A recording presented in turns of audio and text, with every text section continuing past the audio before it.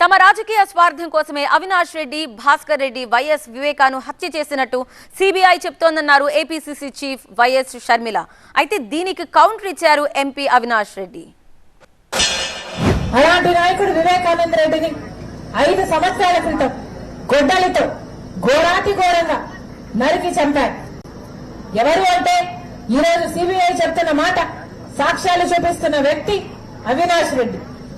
భాస్కర్ రెడ్డి, అవినాష్ రెడ్డి వీళ్ళిద్దరు వాళ్ళ రాజకీయ స్వార్థం కోసం వివేకానంద రెడ్డి గారిని హత్య చేశారు అన్నది వాస్తవం.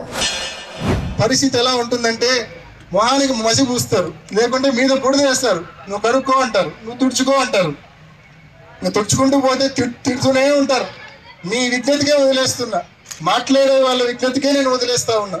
ఎక్కువ దీని గురించి డిస్కషన్ కూడా అవసరం లేదు. మాట్లాడే వాళ్ళు ఎంత కావాలంటే అంత మాట్లాడుకోండి, నాకు ఏ అభ్యంతరం లేదు.